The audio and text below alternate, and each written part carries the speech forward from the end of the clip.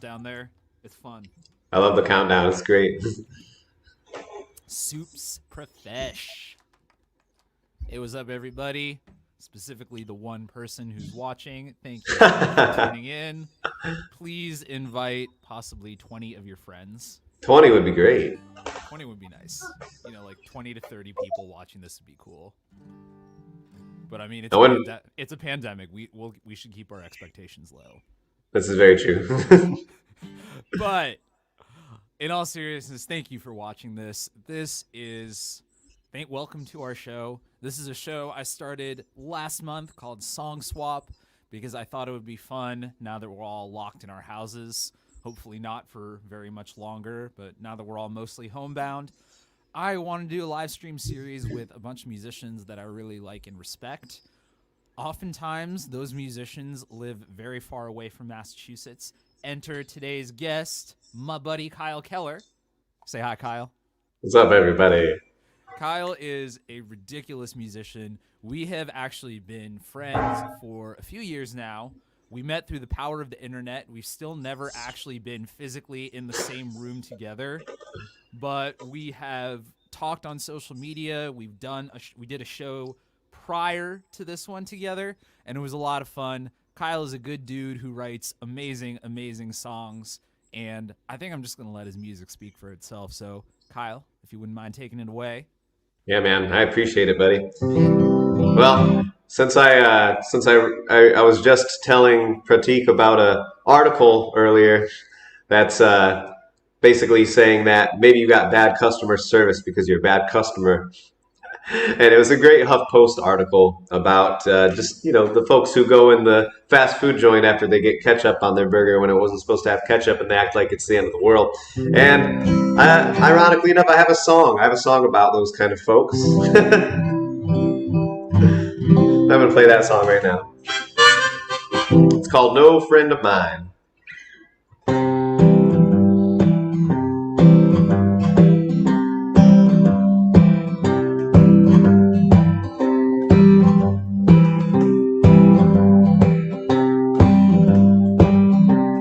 You don't hold the door open, you don't say thank you and smile.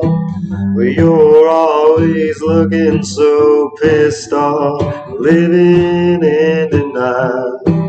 You're always running 20 over, like you're running out of time. Well, to tell you the truth, someone like that just ain't no friend of mine.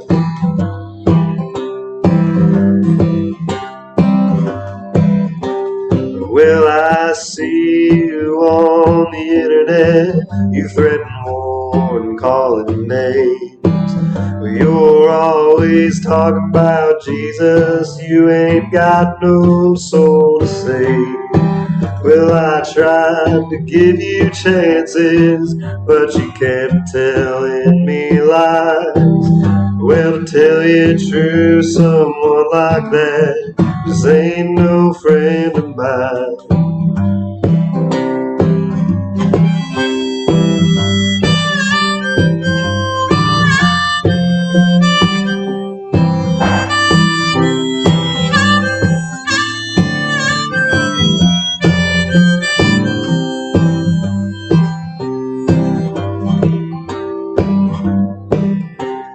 Then I heard you at the Walmart, sounding real low down to me. You said, listen here, them T-bone steaks, said buy one, get one free. Oh, and when she tried to fix it, you kept on screaming and crying. Well, to tell you the truth, someone like that just ain't no friend of mine.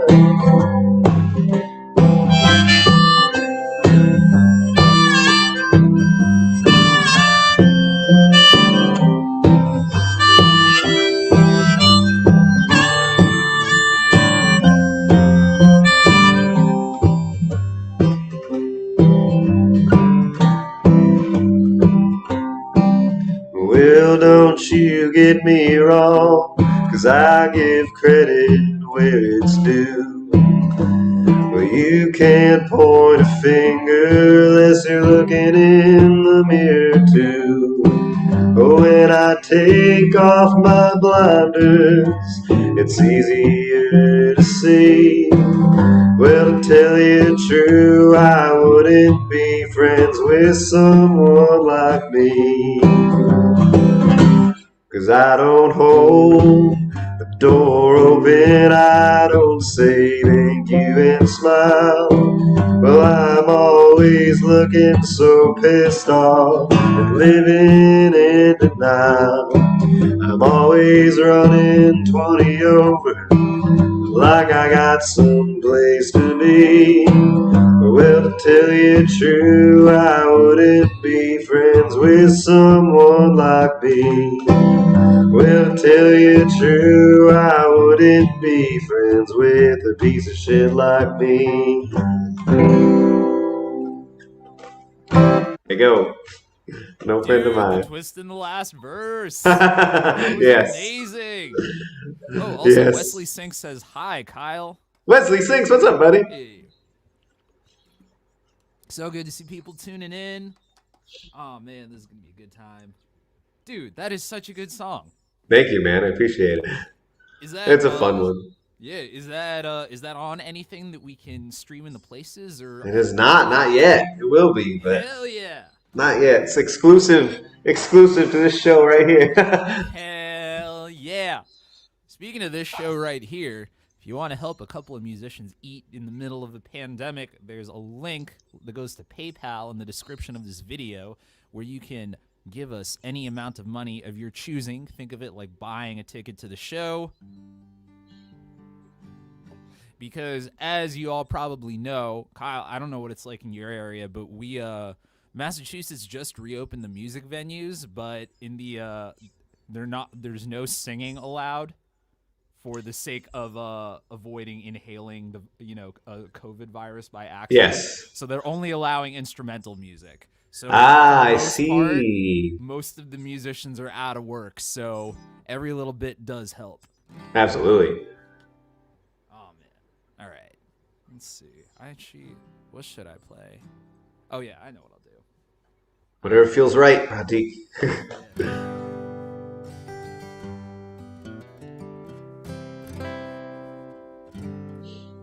I am recently lucky enough to be in a very happy and loving and supportive relationship, but I'm going to talk about that later. I'm going to start by playing a breakup song. So this one's called Still on My Mind.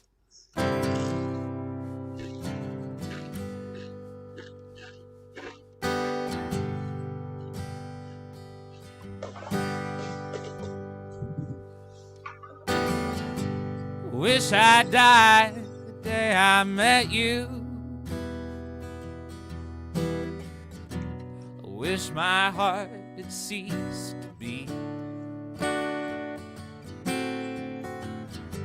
Before I ever called you lover. Before you even thought to leave. 'Cause you're still on my mind.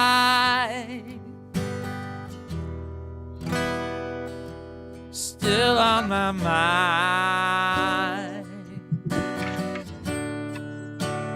You're still on my mind.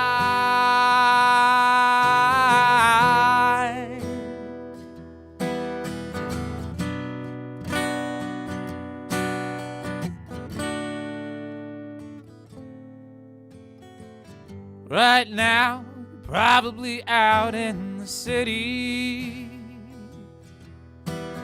Another man buys around for you and your friends. He smiles 'cause all that he wants is to hold you. And you smile 'cause you already know how this ends. And you're still on my mind.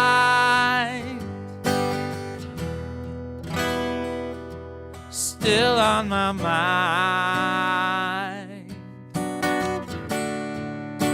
You're still on my mind.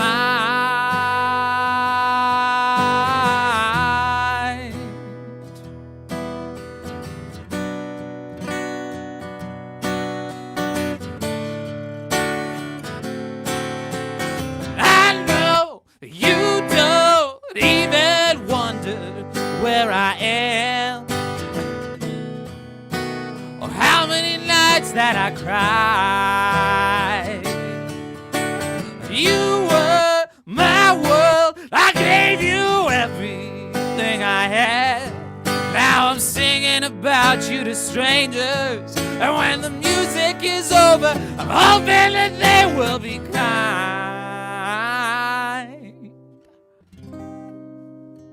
'Cause you're still on my mind.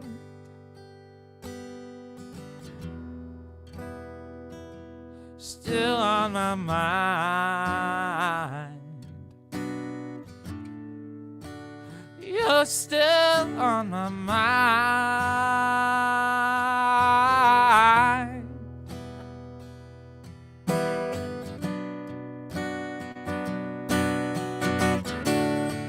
You're still on my mind.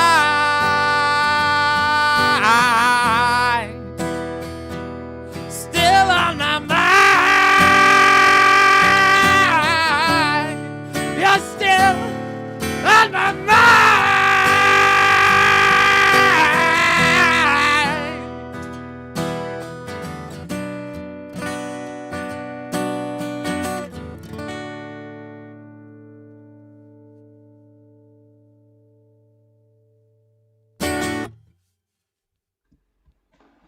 Great work, my friend.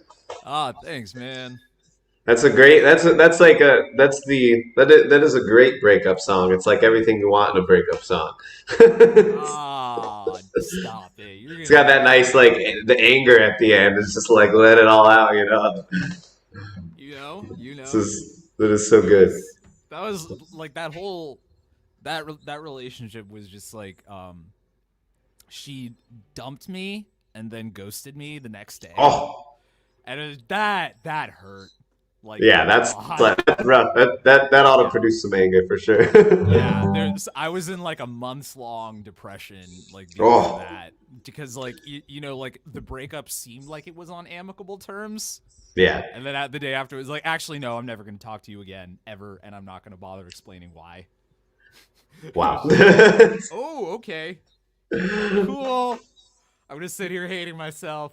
Yeah. That's fun. Oh, hey, madness. Chloe's here.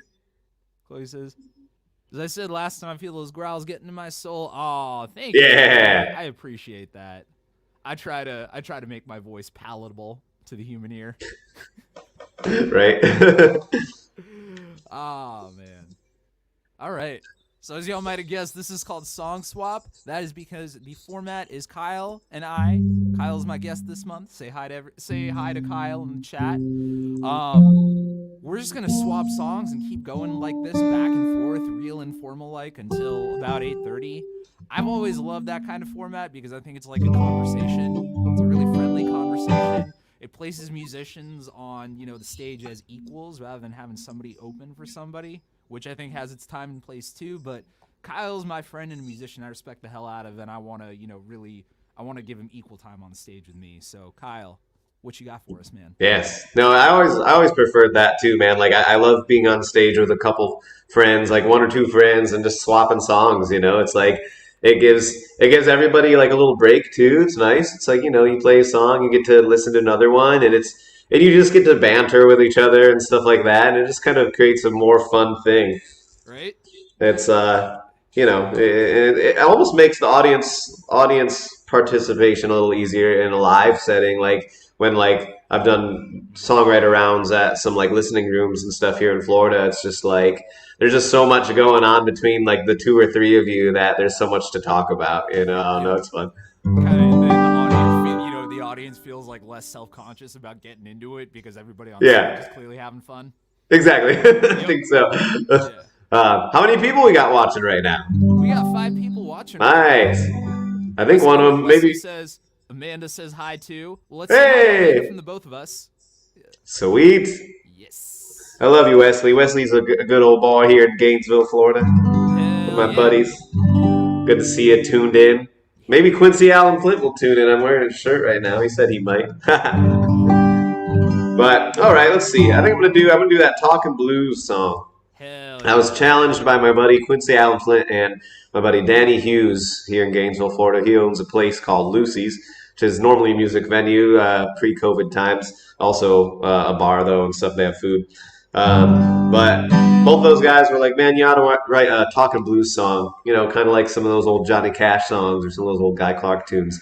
And I was a little intimidated to do it, but I ended up writing one, and it's called "The Great American Highway," and it's a song about a road trip with no destination but the grave. It goes like this.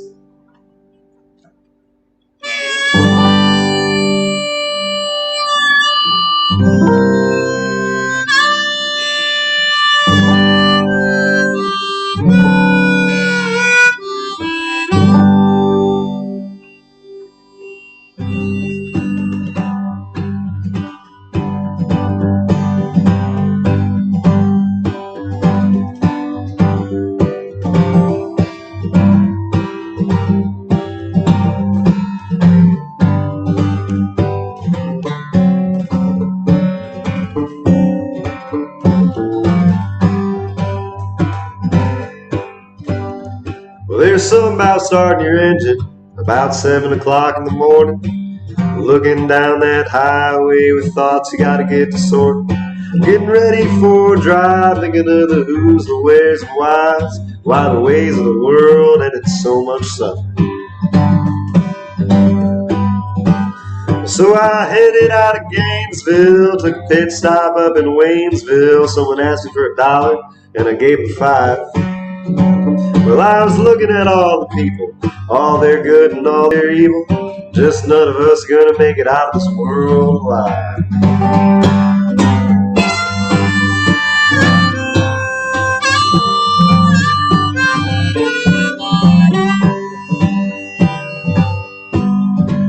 So I busted out of that town, back down the Great American Highway, maybe looking for a place that I could call my home. And when I look at all the trees and all the mountains and the streams, I wonder how in the hell could anyone ever feel alone?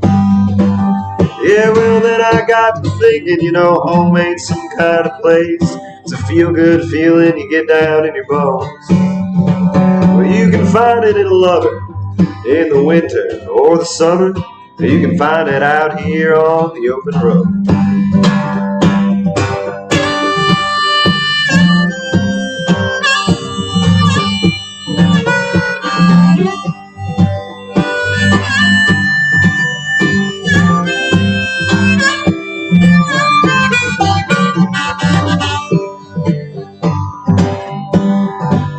Oh, then my car got to shaking from all the miles I was making, and it caught on fire, so I rolled it down a hill. And then I rolled my eyes and laughed at all the good times I've had, and that piece of shit car I wouldn't even steal. So I stuck my thumb in the wind, and a trucker picked me up, and he said, "Son, I'll help you find a place to stay." Well, I said, "Sir, you're sure a blessing." And when he asked where I was headed, I said, "Buddy, we're all just heading to the grave."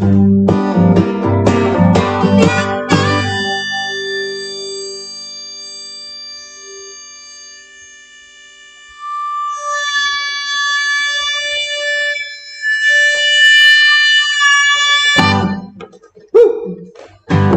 There it is, the Great American Highway, talking blues. Dude, that was awesome. Thank you, sir. Man. Yeah, the deadpan delivery just on all those lyrics. Do what? Good shit. Just like straight talking them. Just Yeah, I love it. I love it. It's fun. It's a fun one to do. dude, it worked out so well. I think they your friends asked you to write a talking blues. I think you succeeded. Yes, thank I you. think you nailed that. I even got another one in the works now too. I'm trying to do more now. Ooh, hell yeah. Hell yeah. All right, I guess I'm trying to think what I should play. I'll do the closest thing I have to a talking blues, which isn't really a talking blues at all, but it's the obligatory musician bitching about being a musician song. That's right. All right, let's see. By the way, y'all should go follow Kyle Keller on Instagram if you don't already, so you can find out more about his music. Please do. Yeah. And you can follow me on Instagram too at Pratik Music. There's my handle there. And yeah, I'm gonna get on with this song. This is a song I wrote. Man, it's almost like 5 or 6 years ago. It's called Hard to Say.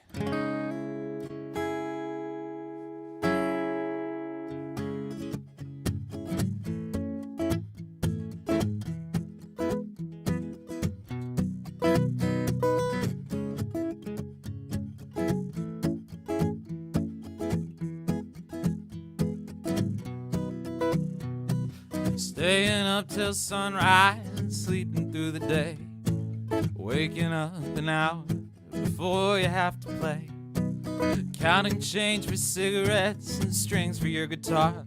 Wonder if you left your lighter at the other bar. And it's hard to say if it gets better, and it's hard to say if it gets worse, but all you get is just what's coming. No one gets what they deserve. No one gets what they deserve.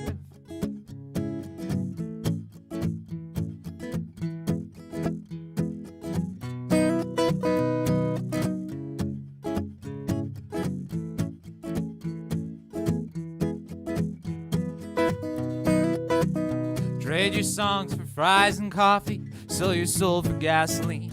All your friends are getting married, you're still married to the dream. Every city is a postcard, every town's an empty room.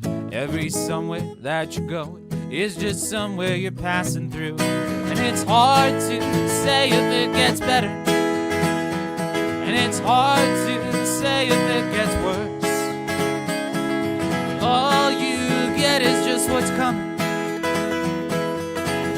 No one gets what they deserve. No one gets what they deserve.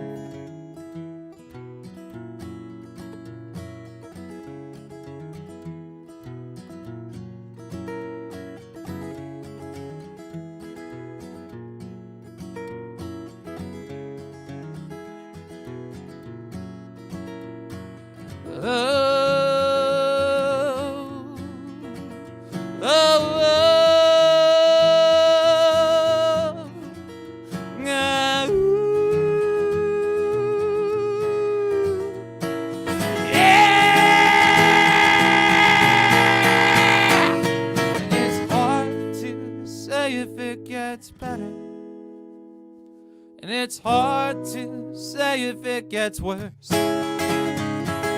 All you get is just what's coming. No one gets what they deserve. No one gets what they deserve. No one gets what they deserve.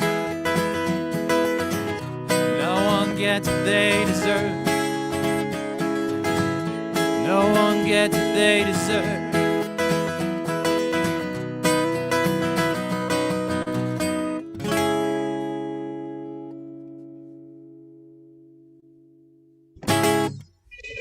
Sweet.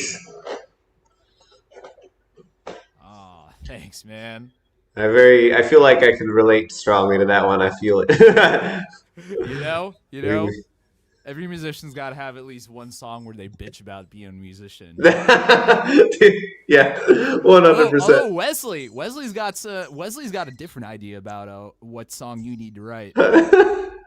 He says, I want you to write an R&B song next, Kyle. With lots of minor nines. I think that's a challenge, man. Yeah.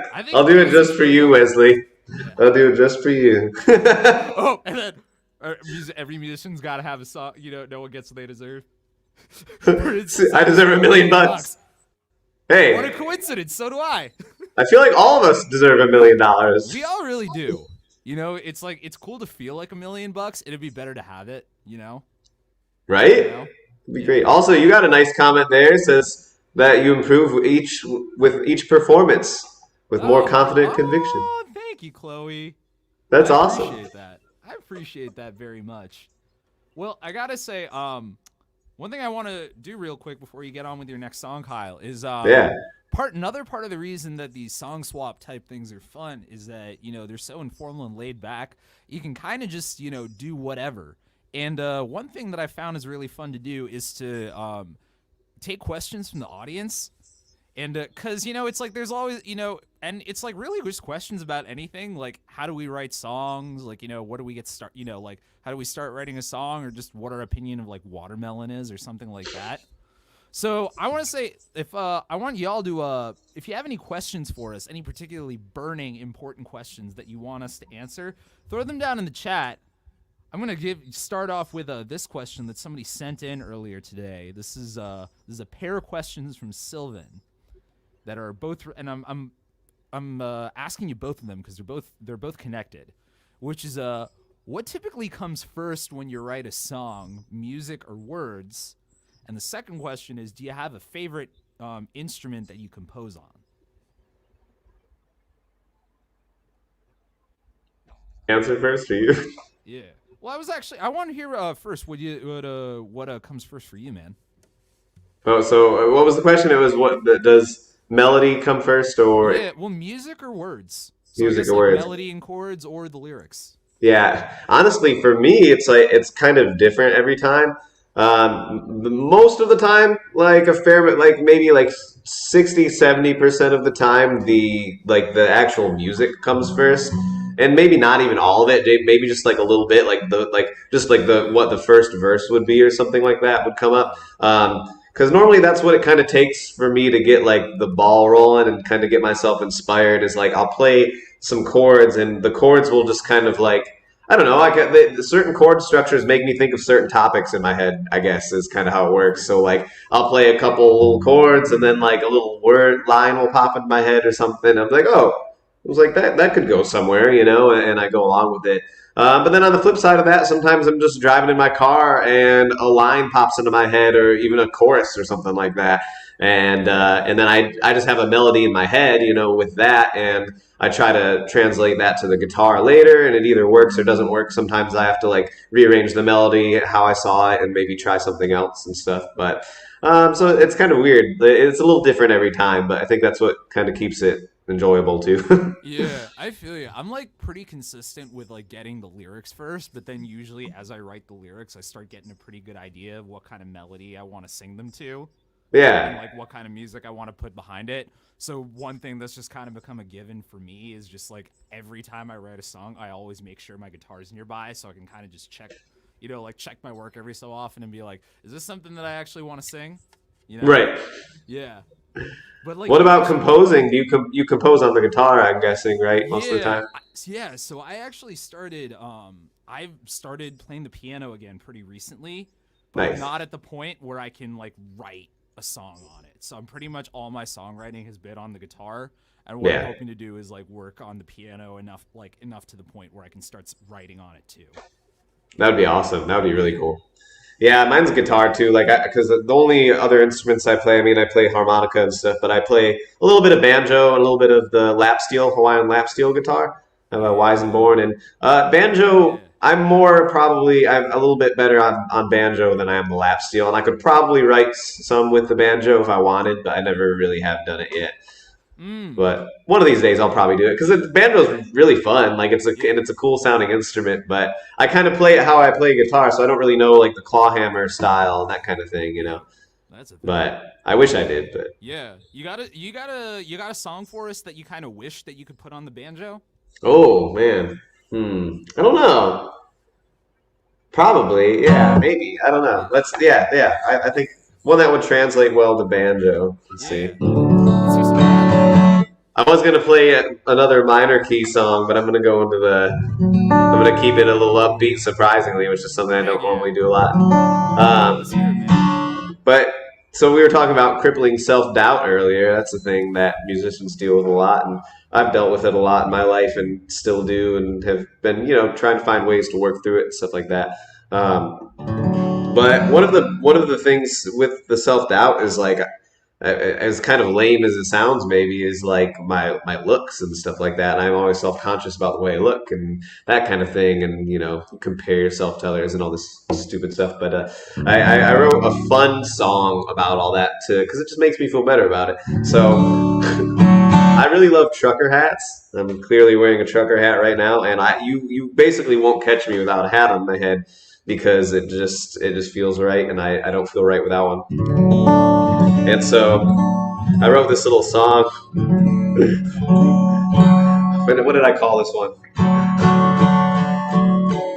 Anyway, I don't know. I'll name it later or something, I guess. Anyway, it's about a trucker hat. It's about getting a new trucker hat and feeling better about yourself afterwards. And it goes like this.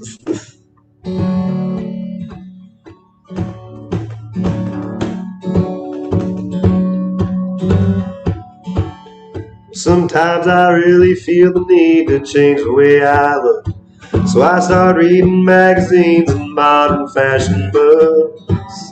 Well, I try these crazy styles, but I'm still looking bad. The only way that I look better is a brand new trucker hat. Well, I tried me a suit and tie and I want to rip it off. Well, I even tried some high-heel boots to make me look more tall. Well, I tried to shave my beard, but it just made me feel sad. The only way that I look better is a brand new trucker hat. Give me a snapback with a patch, cover up my head, just like my friend Johnny up in Georgia used to wear. Sometimes I really hate myself so much that I feel sick. Take a hammer to the mirror, chop the hair off of my head. It seems like all these pretty boys just got something that I lack. The only way that I feel better is a brand new trucker hat. Give me a snapback with a patch to cover up my hair, just like my friend Johnny up in Georgia used to wear.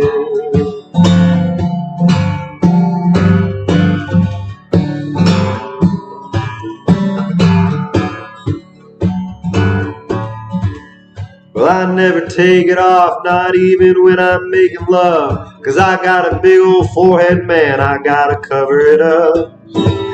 Oh, and I don't have the confidence that years ago I had. The only way that I feel better is a brand new trucker hat. Give me a snapback with a patch to cover up my head, just like my friend Johnny up in Georgia used to wear. Give me a snapback with a patch to cover up my head, just like my friend Johnny up in Georgia used to wear. Just like my friend Johnny up in Georgia used to wear.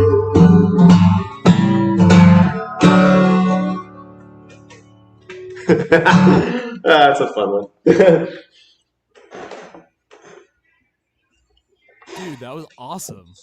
Thank you, sir. Let's see. And Chloe's in the chat saying, when I hear this song, I can totally hear banjo and tambourine. Oh yeah, for sure. Oh, If I ever record that song, we're gonna have to add banjo and tambourine and stuff to it. That'd be cool. hell yeah. Oh, dude. Hold up. I'm going to check this real quick because we got a comment saying the tip link wasn't working. So I'm going to check this real quick. That's my buddy Jeff right there, San Marcos. What's up, buddy? All right. Let's see. All right, y'all. I'm going to drop this in the chat. So if you want to make sure that a couple of artists can eat in the middle of a global pandemic, here is a tip link for you. Work on getting this updated on the Wesley said he was trying to chicken pick along with it. Oh, hell yeah. I was trying to chicken pick along to that. Oh man. See, I think you gotta learn some clawhammer type stuff so you can put that on banjo proper. Yeah, exactly. I think it would fit well too. That could be so much fun. Oh, and San Marcos coming out with some deep stuff. Ooh, 10,000 years, these songs will be fossils. I'm cool with that. Heck yeah. He's not wrong. If a song survives 10,000 years, that's pretty great. We need to put our records in time capsules or something. Hell yeah. I was here. Oh, man, you want to talk about time capsules? I was watching a video with my partner, my sweet boo, last night, and it was on protest music of the 2000s. Yeah. And I realized that was almost 20 years ago, and then I had a minute. Oh, oh, 20 years ago. Why? Anyway, here's something a little bit more cheerful to think about. I was really digging the way it's a fun that your song about your trucker hat is like a funny song with like a little bit of a dark underbelly. Right, for sure. So I figured I'd play a song like the closest thing I have to that, which is a song about wanting to be a dog. Oh, I think I've heard you do this one. Yeah, man. You just released this one not too long ago, right? I did indeed. It's all over like Spotify, Apple Music. It's on Bandcamp. Y'all go download it, man. Yeah. But this is a song, like I figured dogs kind of have it made as far as life goes. They get to like lie around in the sun. They get to poop wherever they want. They get to yell when they want food. I definitely want to poop wherever I want. So I figured, maybe this whole being a human racket is just just that. It's a racket. Maybe I should be a dog. And I wrote this song. It's called "If I Were a Dog." If I were a dog, if I were a dog, I'd piss on every tree stump and bark at every log. But I'm just a man. I'm just a man. Just a man who's wishing that he was a dog. I wanna run around the garden, make friends with all the bugs and snails. I wanna throw up on the carpet. I'd like to spend an hour chasing my own tail. If I were a dog, if I were a dog, with fleas upon my back and grass beneath my paws, well, I wouldn't have to sing this song about all the things I'd do if I were a dog.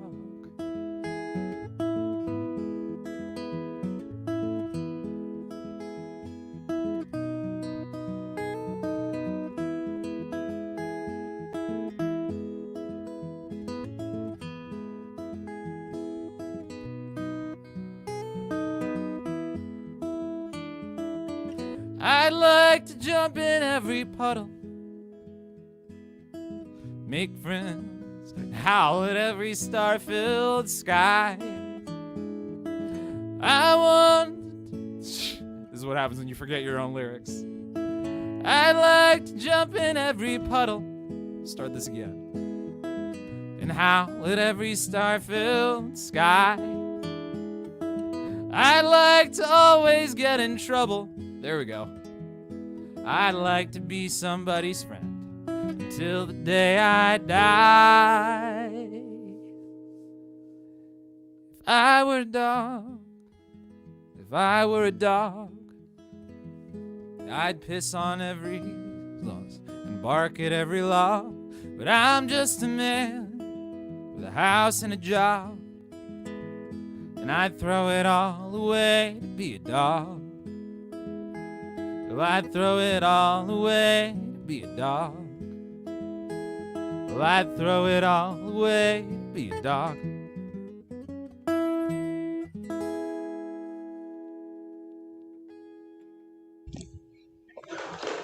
Dude, you were channeling some John Prine when you wrote that, were you? Oh, shit, man. That's so John Prine. I love it.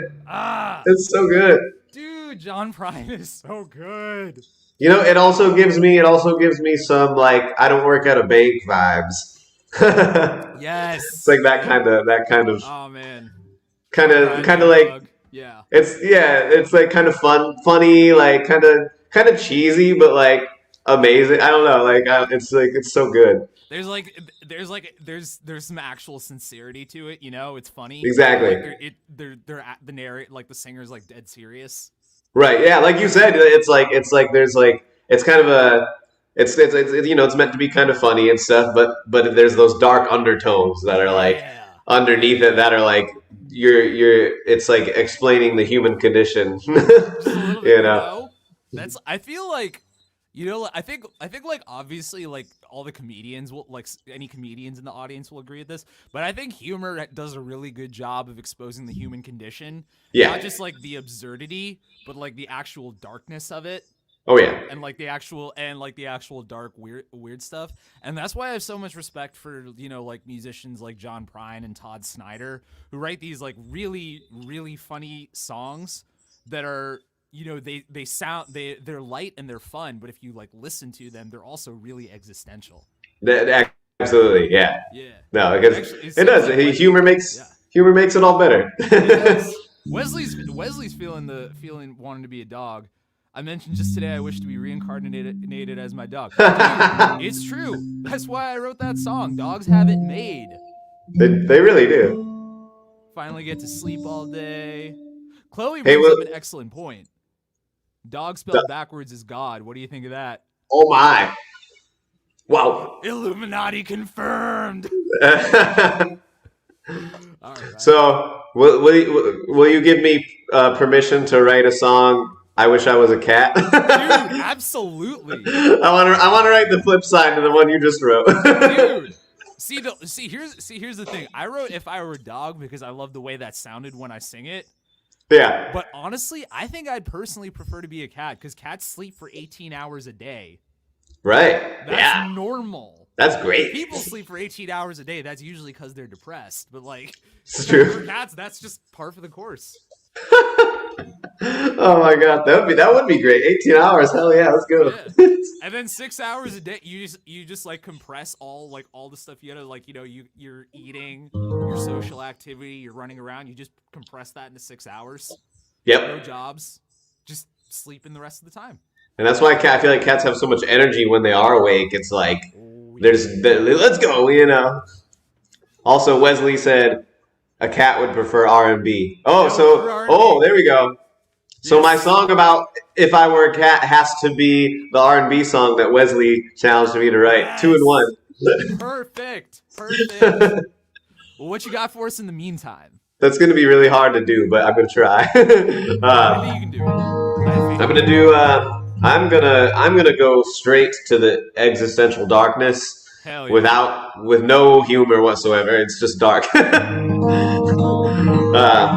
I wrote this song. It's called "This Town Is Gonna Swallow You Whole."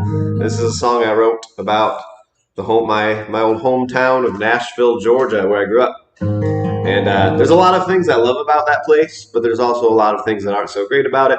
And there's a lot of things that aren't so great about a lot of small towns in rural America. And it's not necessarily the town's fault. We live in a society that likes to keep poor people poor, and that's kind of how a lot of these things happen. So I wrote this song about the kind of darker aspects of living and growing up in a small rural town in southern Georgia.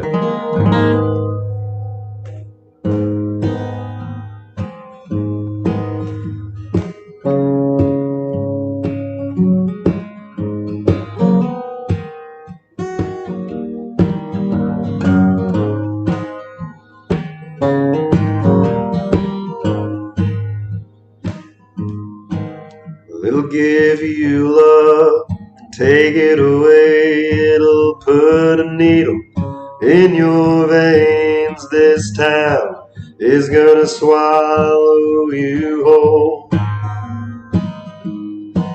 Well, it'll turn the whites of your eyes red. You'll be among the living dead. This town is gonna swallow you whole.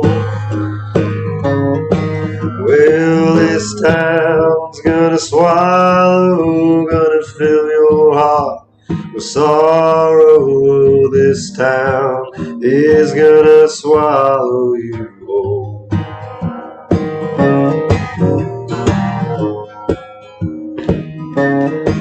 Where the sun don't shine down through the pines, neither through your foggy eyes. This town is gonna swallow you whole.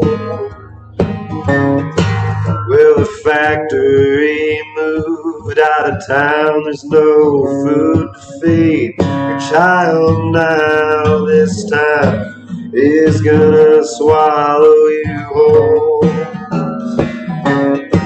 Well, this town's gonna swallow, gonna fill your heart with sorrow. This town is gonna swallow you whole. Well, I hear church bells ringing loud, but God must be somewhere else now. This town is gonna swallow you whole.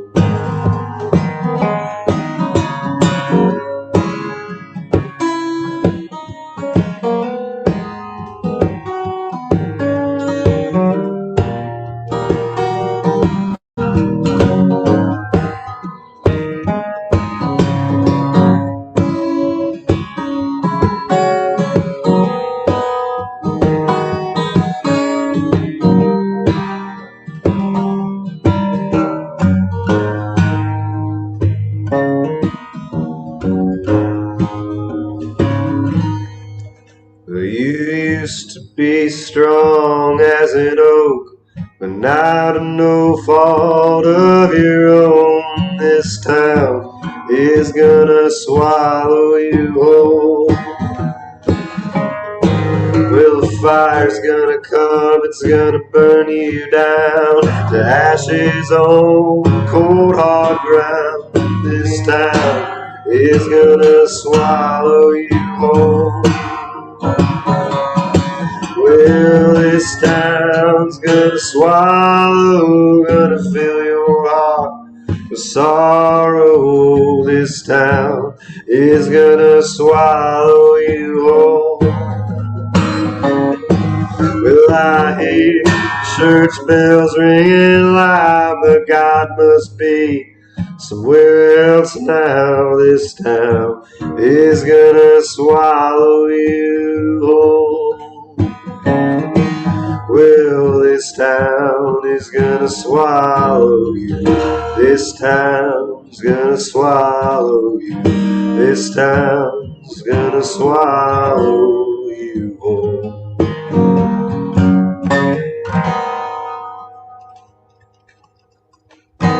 There it is, the dark side. Dude, that was amazing. Thank you, man. That was so good. Oh, unfortunately, the chat.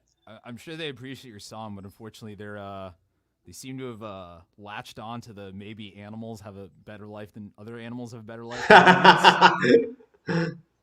If I were a goat, I'd get into. Oh yeah, I'll write a If I were a song. goat, I'd get into the alfalfa and then I'd bloat. Oh my gosh. If I were a goat, I'd tell you a joke, but to be honest, though, I'd probably just eat the note.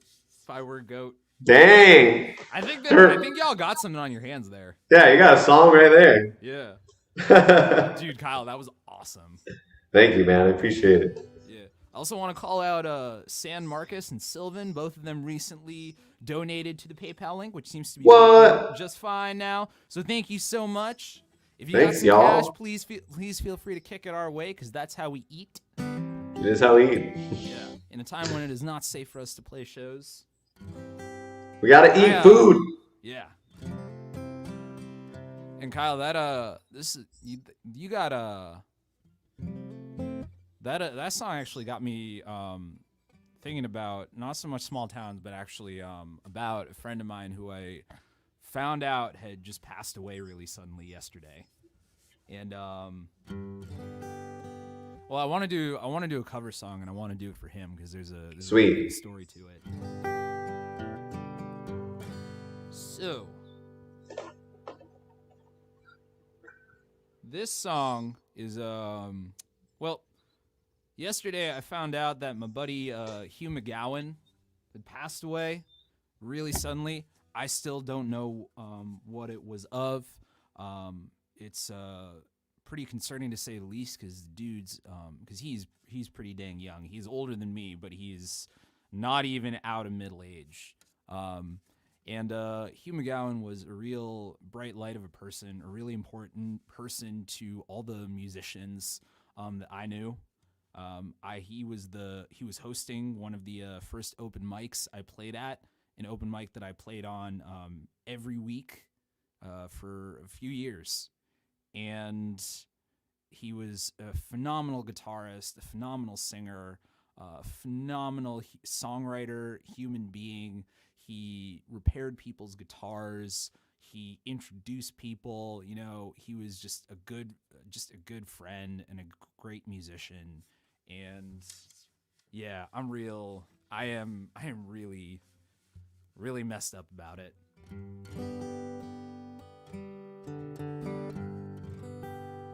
And Hugh, like a lot of really amazing guitarists, was a huge fan of Jimi Hendrix. And I am not an amazing guitarist, but I am a huge fan of Jimi Hendrix. That was a point of bonding for us. And Hugh and I got to jam on this Jimi Hendrix song just the once.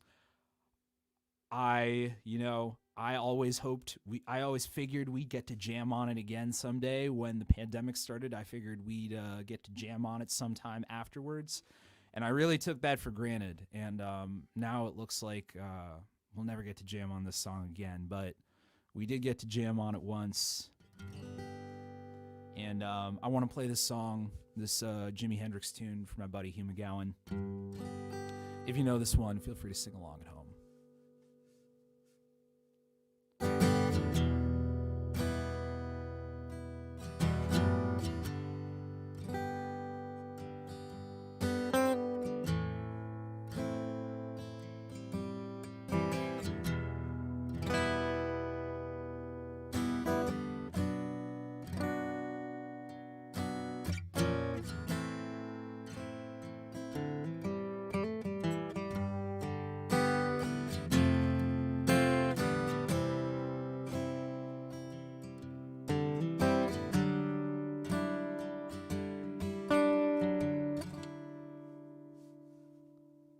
Well, she's walking through the clouds with a circus smile that's running down. Butterflies and zebras and rubies and fairy tales. That's all she ever thinks about. Riding with the wind.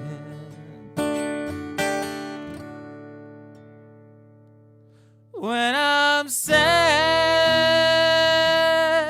she comes to me with 1,000 smiles. She says to me, it's alright, it's alright, it's alright. Take anything you want from me. Anything.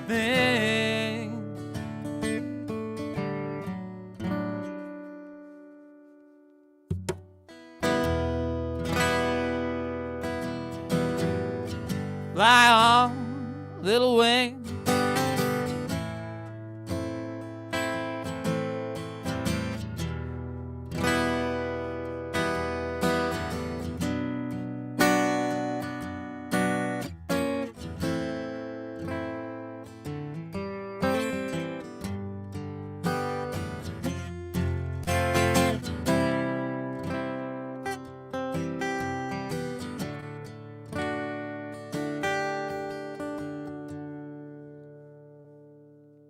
When I'm sad,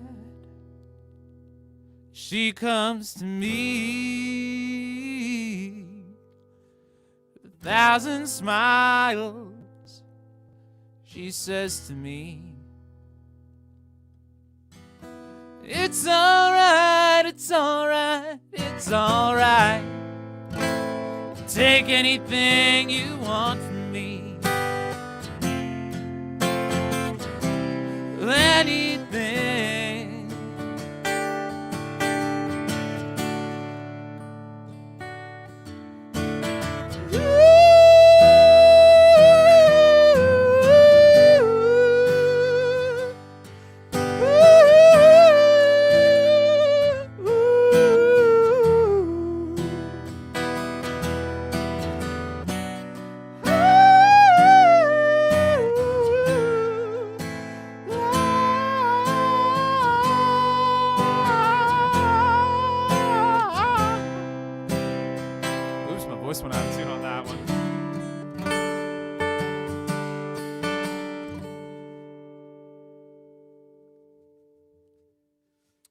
That one's for you, Hugh McGowan. Rest easy. Thanks for A being great my tribute, friend. man. Thanks for being thanks for being a friend to so many other musicians that I know. Thanks for bringing us all together. You know? You did a great job on that song, man. Oh, thanks, man. It worked very well with your voice. I thought like it was a very nice fit. It fit very good. You know? I was always like when I was a kid and I was learning how to play guitar, like I always gravitated, towards Jimi Hendrix. I never really listened to like a ton of singer-songwriter stuff until I started trying to write my own songs. Yeah, And so when it came time to like covering songs and like, that just like mattered to me, I was like, well, dang, man, I'd almost like I do love some Bob Dylan, but like I'd almost rather yeah, cover Jimi Hendrix instead, you know? for sure. Yeah. It's what you're vibing with, man. Yeah, man. It mattered to me then, it matters to me now, and like even though I don't do anything that's in Jimi Hendrix's world, but he still mattered to me. He still taught me so much about music. Yeah, no, absolutely. Yeah, I think I've known a lot of like singer-songwriters too who said they've been inspired by Jimi Hendrix. He was inspiring across the board, you know? Yep. Dude was a great songwriter. Like he was an Yeah. absolute wizard with a guitar, but his songs were just every bit as great as his guitar playing. Yeah, absolutely. No, 100%. Yeah, they translate really well to an acoustic kind of solo thing, Yeah, man. which is like I even like I grew up listening to a lot of like Social Distortion, so like a lot Yeah. of punk rock and like Yep. pretty much all their songs are great as just like a country folk song, Yep. on the acoustic guitar. Heck yeah, man. No, It's pretty it really good. does work that way. Yeah, it's great. What you got? What's Oh, Sandmark? actually, Sandmark has got a good one. I listened to John Foreman from Switchfoot. That dude inspires me when I'm writing music. Rock Oh, on. I haven't heard Switchfoot in so long. Oh my gosh. Dude, yeah. John Foreman, I mean, I gotta check out more of his recent stuff because I've been really hearing a lot of good stuff about it. But like, Yeah. dude is a great songwriter. Like Nice. he rocks out, but he is a good songwriter too. Sweet. I'll have to check that out too. Yeah. What you got for us? I'm gonna do a fairly new one. I wrote a song about kind of coming to terms with the fact that like my parents split up and stuff when I was about 13 or 14 years old. I was living in Michigan at the time, and they split up, and my dad moved down to Georgia to start doing some work and stuff like that down there, and I decided to go with him down to Georgia, and that's how I ended up down here in the South, and ended up in Florida and all that stuff after I graduated high school and all that. But I kind of wrote this song as like my attempt to come to terms with all of that because I had never really settled it. I feel like in my mind, and writing this song kind of helped me settle it a little bit. And so I wrote this little waltz about it, and it kind of turned into a timeline of how it happened, and even like me getting into music and stuff like that, and kind of how those that whole situation, as terrible as it may be, was part of me ending up where I'm at today, and I'm in a place where I'm pretty happy with where I'm at today. So I think it was nice to kind of take note of that and write a song about it. So it goes like this.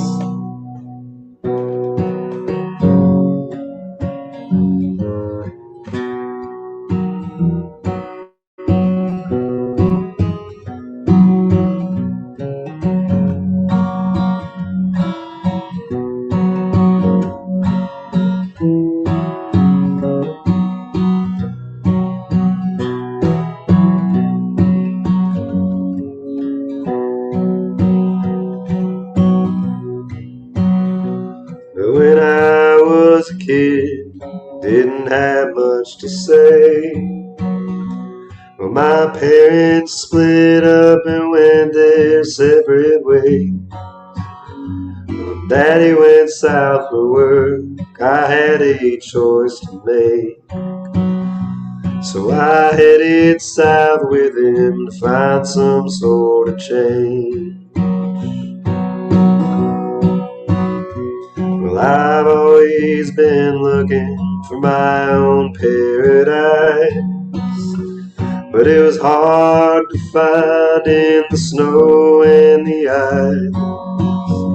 Well, I'll admit I weren't happy for quite some time. One year in December, something changed my mind. And now the sun's going down in South Georgia, and the cotton's grown white as can be. Well, 70 degrees in late December seems like a piece of paradise to me.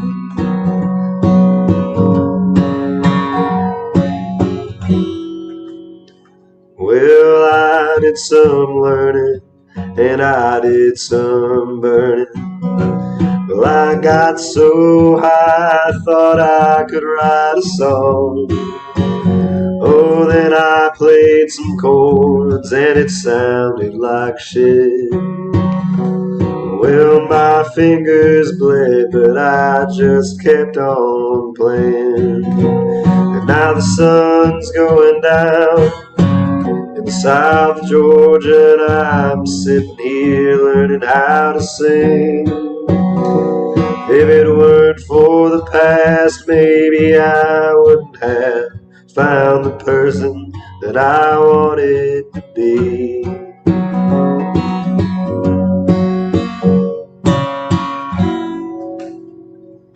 But I still got my home in the Great Lakes, and I still got my home in the pines. Well, I guess home's more like a feeling, it's more like a state of mind. Now the sun's going down in South Georgia, it feels like some sort of dream. Well, learning to love where you've been will help you learn how to love where you'll be.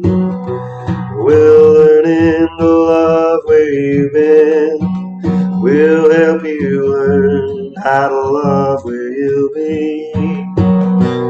Oh, learning to love where you've been will help you learn how to love where you'll be.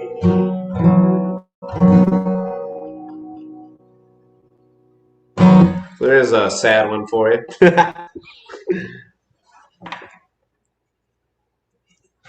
I don't hear your voice, Pratik. You're muted. You're muted. There we go. Dude, that was beautiful. Thank you, man. That was absolutely beautiful. Holy crap. And actually, I appreciate it. We were doing questions. We got a question from the audience about that song. So, Kyle, did you end up finding Gainesville because your dad moved south? Just what I'm hearing in the song. Just when hearing the song. Yeah. I mean, I definitely, probably, I don't know. I mean, maybe I would have found Gainesville still later in life or something like that, but it definitely at least sped up the process because, I was in southern Georgia near Valdosta, in a little place called Nashville, and it's like 2 hours from Gainesville. So it's not far. And I was coming down here a lot. I'd come down here to play shows, but I was also coming down here a lot to like go fossil hunting and stuff like that. So Gainesville was on the radar when I was in high school. Gainesville kind of became on the radar, and it kind of ended up being the place that throughout all of the last couple of years of high school, I was like, when I'm done with this stuff, I want to get to Gainesville. And then a couple of years after I graduated, I ended up down here. Well, when did I end up down here? I don't remember what year it was. It was like 4 years ago. I think I came down here. Something like that. Good news, this song doesn't sound like shit anymore. Yes, thank you. Shit. It sounds like the opposite of shit. It's amazing. Perfect. That's the goal. Hell yeah. Oh, we got a slightly lighter question too that I want to scroll because it's a slightly. Chloe says, "When you take a shower, does it make you recognize how thirsty you are?" Which I gotta say, I've never felt thirsty when taking a shower. Have you? No, not at all. Yeah, it's weird, right? Unless she's talking about the other kind of thirsty. That I have definitely felt in the shower. Right? I don't know. Yeah, there's something about you take a shower. You're probably not drinking any of the water, but it feels just as satisfying, Yeah, I've never thought about being thirsty in the shower. Maybe I'm gonna definitely think about not. that the next time I take a shower. That's gonna be something. Yeah, I'm gonna think about it now. So, am I actually thirsty right now? It's like How am I feeling about this? This is curious. Well, Wesley just said shower beers or no shower, so he. Okay, so that's a good point. So clearly the people taking the shower, living the shower beer life, clearly they are feeling thirsty and they know how to. Oh, that's great. I'll do. Speaking of beers, I'll do a I think we're on the serious side of things now, so I'll do a serious song about drinking. Yes. Oh, yeah. Kyle knows this one. Kyle likes this one a lot. Oh, is this my favorite? I think so. Yeah. I think so. But this is a song I wrote. Well, there's a little bit of a story to it.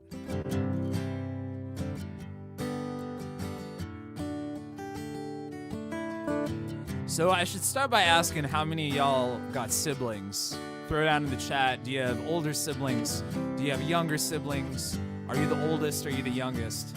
Because this song isn't just about alcohol and alcoholism. It's also about the relationships between siblings.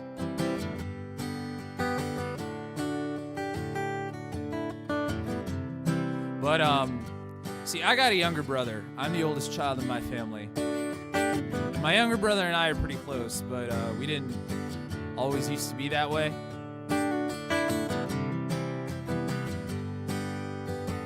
And back when my brother and I weren't so close, my brother was graduating college at the time, and he got a job offer for right out of college.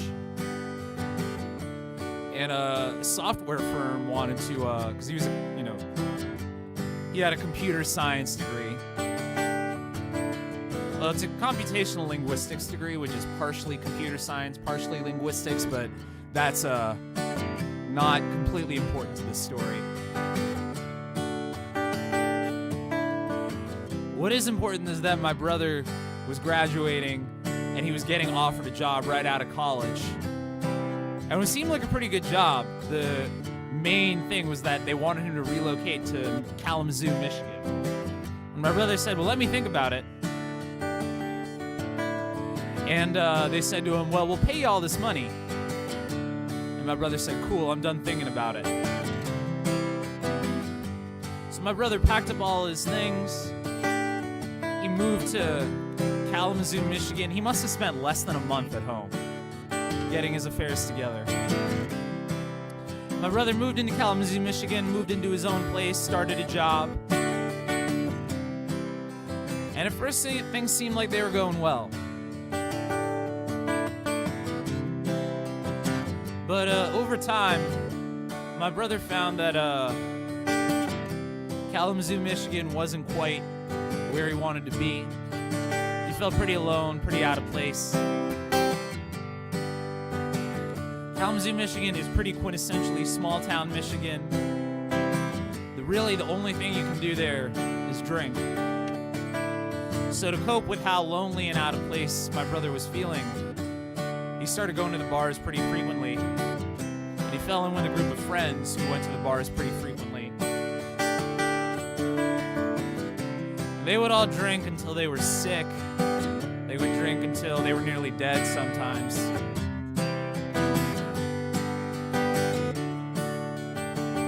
And this went on for a while. Until one day, my brother woke up and realized that all this drinking wasn't helping him feel like he belonged. It wasn't making him happy. It wasn't making it, easier for him to do his job. And so since he was feeling a little bit lost, my brother called my mom and he said, "Mom, I don't know what to do." And my mom said, "Well, if you move back in with your father and I, you can stay with us for as long as you like until you get your head on straight. There's no questions asked. We just want you to be safe and happy. We just want you to come home because we love you." So my brother, he packed up all his things again and he moved out of Michigan back to Massachusetts, where he's from, where my family's from. He got a new job. He started going to a really good therapist so he could start confronting all his feelings of loneliness and feeling out of place and sadness. I'm really happy to say that now, all these years later, he loves his job. He has a girlfriend who he loves very much.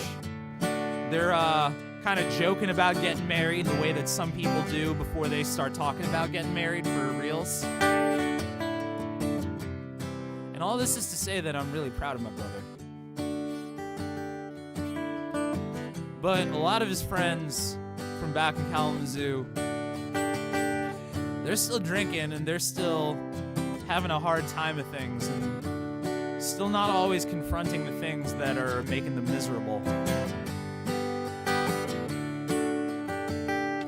And when my brother told me all his stories about his friends who'd drink until they were sick, who'd drink until they were nearly dead, who'd get banned from just about every bar in town because they started fights, well, I got real mad at them because, you know, being the oldest child, being the older brother, I guess I have that protective streak. And I wanted to yell at his dumbass friends. But they're all miles away in Michigan, so I wrote this song instead.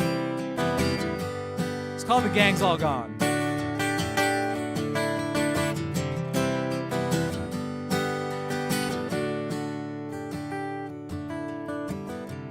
No one likes you when you're stoned.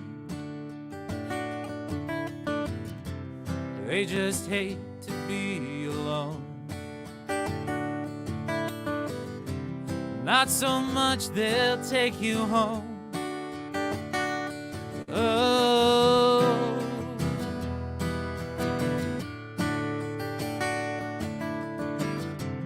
no one likes you when you're drunk.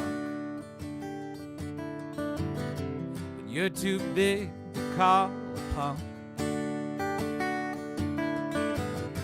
Sail that ship until it's sunk. No one likes you when you're drunk. So find a bar, find a girl, drink your beer, rule the world. Stay up late, drive home high. Forget your job, forget the bills, run your mouth, chase the thrill. I swear that this is gonna be your year. The gang's all gone and you're still here.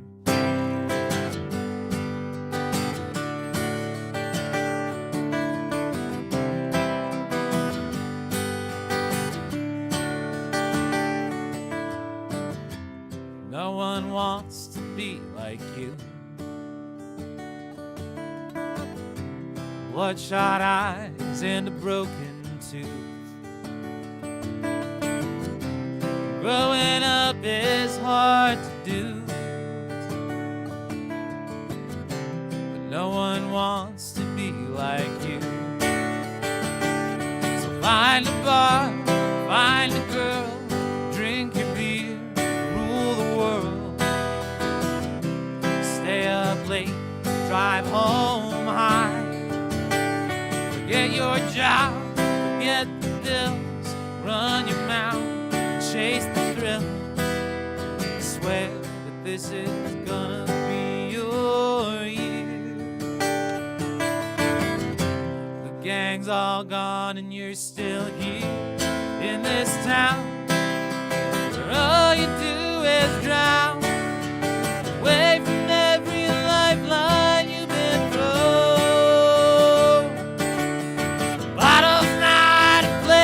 To build a home.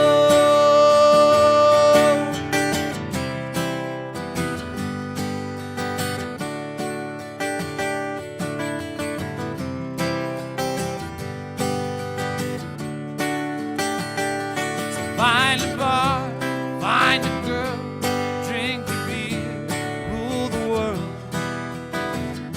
Stay up late, drive home high. Get your job, forget the bills, run your mouth, chase the thrills. Swear that this is gonna be your year.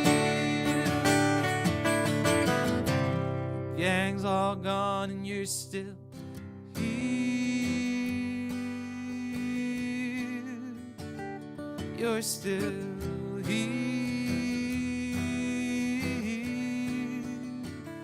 You're still here.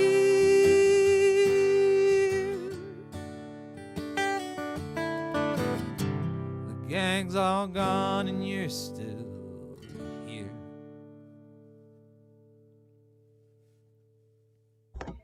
Yes, sir. That's one of my favorites years, man. Ah, thanks, man. I appreciate that. It's just such a well-written tune. Thanks, man. Thank you. It's also it's the Pratik classic. I feel like too. It's like it's I'm glad because like when I once I finally like finished writing that song and like actually like felt like all right, it's at the performance stage, and once I played it out a few times, it was just like, man, if I never write a song again, I'm at least happy I wrote this one. yeah, right. We all have at least one like that. Actually, I'm really curious to hear yours. Before we get to that, I want to shout out some people in the chat real quick. Dan Russo's just tuning in. Such a great song. Thank you, man. I appreciate that. If you're just tuning in, please hit the PayPal link. Firstly, well, I should say before we get into that, welcome. Thanks for tuning in. Thanks for spending your Wednesday night with us. If you want to help us eat in the middle of a pandemic, please hit the PayPal link in the description of this video. And also just kick back and relax and enjoy the tunes. Heck yeah. What you got mentioned, like you got a song that like you'd be like, if I never write another song again, I'm at least happy that I wrote this one. What's that for you, man? I don't know if I have a song like that. I think you do, man. I think you do. I don't know. Let me think about that for a second. I don't know. Wesley, you know my songs. What is it? Because you got some great songs. I appreciate it. I don't know what Well, I don't know. I'll do this one because I really like this one. I don't know if it's that one, but it's a new one and I really like this one. Let's find out. Hey, look at Wesley. He said they're all trash. Look at me. Hey. Lies. I just needed your help, Wesley. Lies. I just needed your help. All treasures. They are all treasures. I love you too, Wesley. Well, let's see. I'll do this one. This is So I did that song earlier called "This Town's Gonna Swallow You Whole," which is about the darker aspects of the old Nashville, Georgia, where I grew up. And I wrote this one. It's a little bit more about the more memorable aspects for me and the nostalgic aspects of it, and maybe not necessarily the town itself, but there's this highway that goes through there. It's called Highway 129, and it goes all the way from about somewhere north of Nashville, like I believe around Macon, down to Trenton, Florida. And I have a lot of memories just going up and down that road to and from Florida and stuff with my friends and all that good stuff. So I wrote this song called "There's No Highway." It's about Highway 129.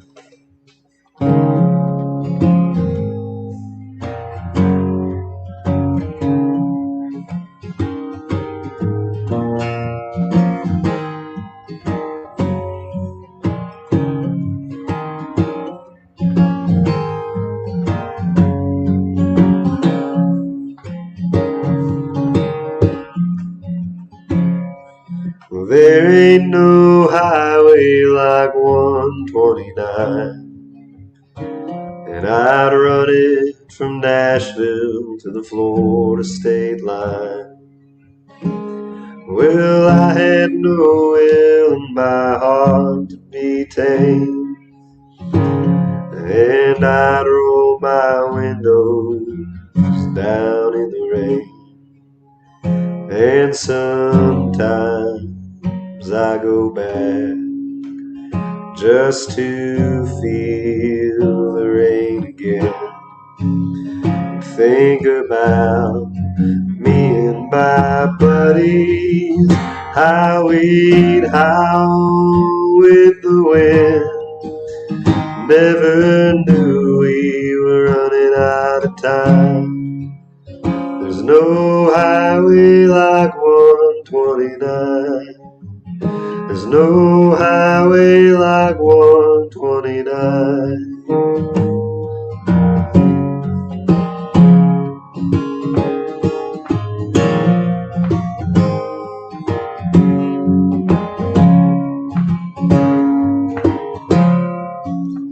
Well, I remember the smell while the wildflowers grow, and how the river's black water would ease my soul. Well, I would jump fences and never look back, 'cause everything that I wanted was all that I had. And sometimes I go back just to take it all in, sink my body down in the river with nothing but my bare skin. Never knew I would leave it behind. There's no highway like 129. There's no highway like 129.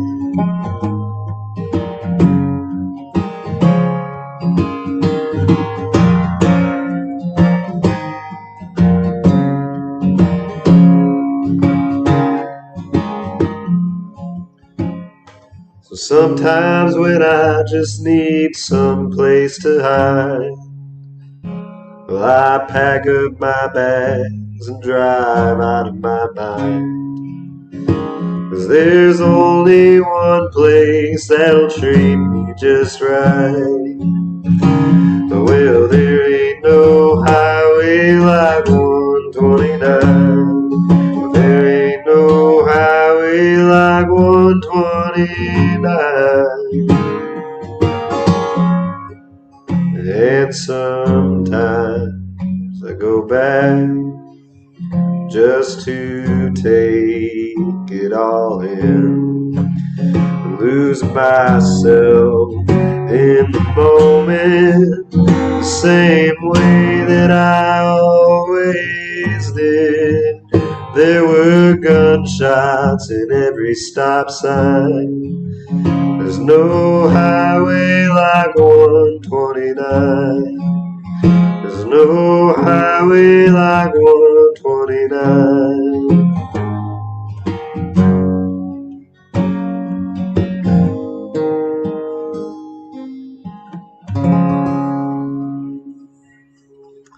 It's called There's No Highway. Dude. What a song. Thank you, buddy. What a song. Dude, that's fucking beautiful. I'm glad you like it. Yeah. Is that one recorded? Nope. Man, you gotta get on It that. will be. I'm beginning work on the next record and sometime later this month, so Hell yeah. it'll be. And you had a record out it's like, was it 2 years ago now? All It Does Is Rain? No, that was it was 2020, in July Dang. or June of 2020. Yeah. June 2020. Dang, man. This whole year's just been. And I want to release this before the end of the year, so see how that goes. Dang, man. Well, 2 in a row. Go follow. I'm gonna put up this banner real quick. Go follow Kyle Keller over on Instagram if you want to stay in the loop about his record, because this dude writes great songs, and thank you, we man. should all be able to hear them a little bit more often. Definitely. Yeah. Man, you got me in a waltzy mood. I think I'm gonna do a waltz. Yeah. Let's do this one. Let's do.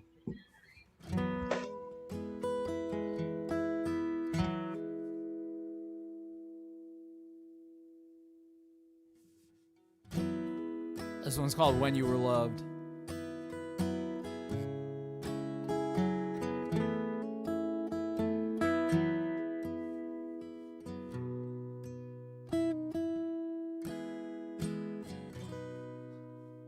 Every shadow in the sun, every table set for one, will remind you of when you were loved. Every whisper in an ear, every joke that you can't hear, will remind you when you were loved. Every lonely open door, every hand that's held but yours, every tear you've cried alone ain't enough. Every leaf that dries and fades, every shorter, colder day will remind you of when you were loved.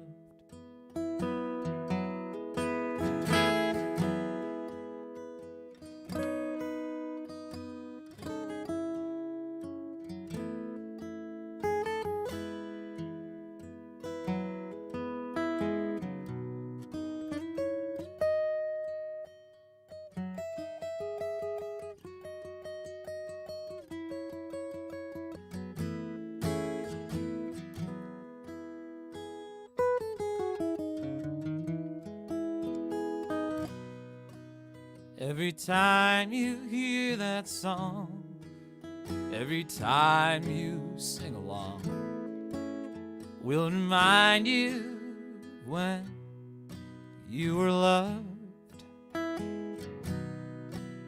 Every phone call that you miss, every morning without a kiss, will remind you when you were loved. Every time you hear your name and there's no one there to blame, every dream that disappears when you wake up,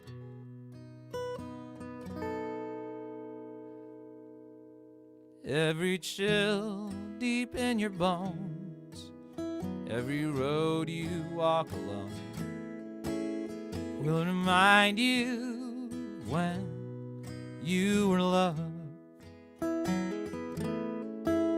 Will remind you when you were loved.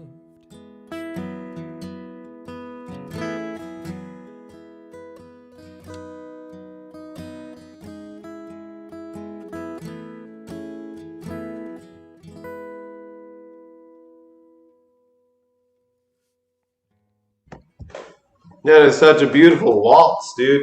Aw, thanks, man. Those are literally like waltzes are like my favorite format of songs, so I'm just like very partial to those. I love it so much. Man, nothing beats a good country waltz, man. It's so true. It's so true. It's so pleasing to listen to, Yes. Yes, and it's indeed. also Dan Russo's other favorite. Yes. I was about to point that out. He's like, this is my other favorite. Thank you, Dan. I appreciate Me that. and Dan must have similar music tastes because those are like my two favorite critique songs too. I mean, clearly, y'all would definitely be friends. Oh I yes. think we got time. What say we do like two more songs each? Yeah, I'm cool with that. Yeah. Let's do that. What you got for us, man? Oh, what am I thinking? Let's see. What have I not done yet that I would like to do? Hold on, let me take a swig. I'll do this one. This was well, actually I'm gonna tune before I do it. But I got this one song. This is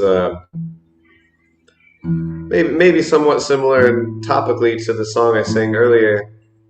About the crippling self-doubt that comes with being a musician and such, but this one's a little bit about overcoming that feeling, or at least attempting to. It's hard to overcome it completely, but you can overcome it slowly and surely, and I don't think it ever really goes away, but you learn how to cope with it.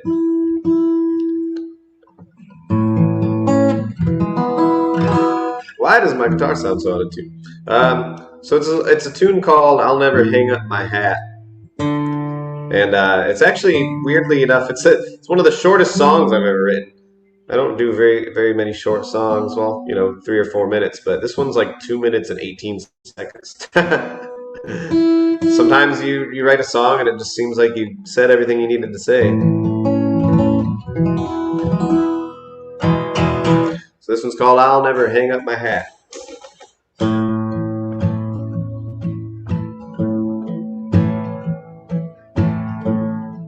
Oh, I'm playing it in the wrong key. Okay, here we go.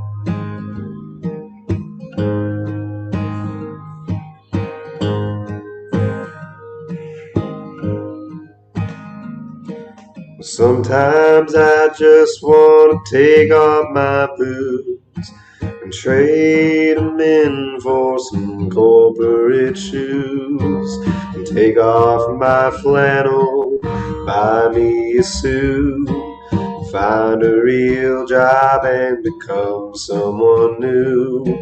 As much as I'd really love to slow down, I can't help but keep living fast. Well, I'll hang up the laundry, I'll hang down my head, but I'll never hang up my hat. Well, sometimes I just want to quit singing songs. I hate my voice and my songs are too long. The songs are too slow, they put folks to sleep. I guess no one cares to know what they mean. But every time that I try to give up, I just end up feeling so lost. Well, I might be afraid and I might be ashamed, but I'll never stop singing my songs.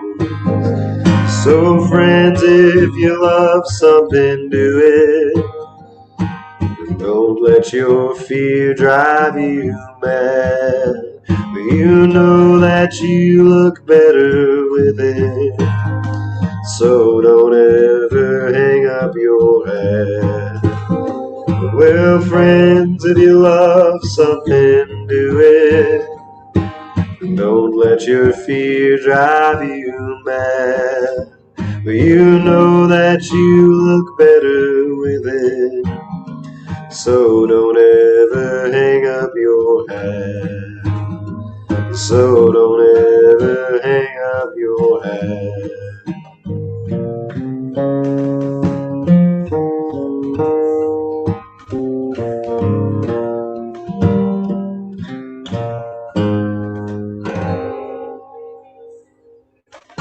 You're a little country town. Dude, what? Yes, sir. That is a stone cold classic. Oh, thank you, man. And I I appreciate think it. there's a lot of people who would agree with that. San Marcos says, sounds like Johnny Cash wrote this one. Oh, baby, let's go. I love Johnny Cash. Yup. Dude, that Yeah, song I is love so it. good. I love that. Man. Thank you. I mean, like, I don't know if that's like your song where it's just like, if I never write another song again, Maybe it is. I don't know. But I'm glad you wrote that. I think a lot of people are glad you wrote that one. I hope that's the one. That'd be cool. I'm good with that. I think a lot of people need to hear that, man. That's good. That's what I want. I want songs that are gonna encourage people, hopefully, and like or at least make them feel a little something, something. That's the goal. And I think that's like it's just it's a good lesson. It's a really solid lesson. And it doesn't make any pretense about being just like it's not like this stuff. It's like this stuff isn't that hard. No, it's hard, but it's like it's important. The things you love to do are often important things.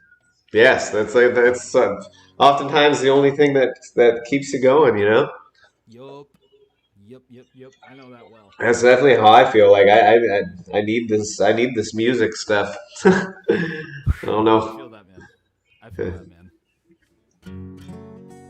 Okay, so wait. So how many are we doing each again? I say 2. So this is. I'll do one more, and then you'll do one more, and then And then you'll do one more. We'll be done. Yeah. Sweet. Awesome.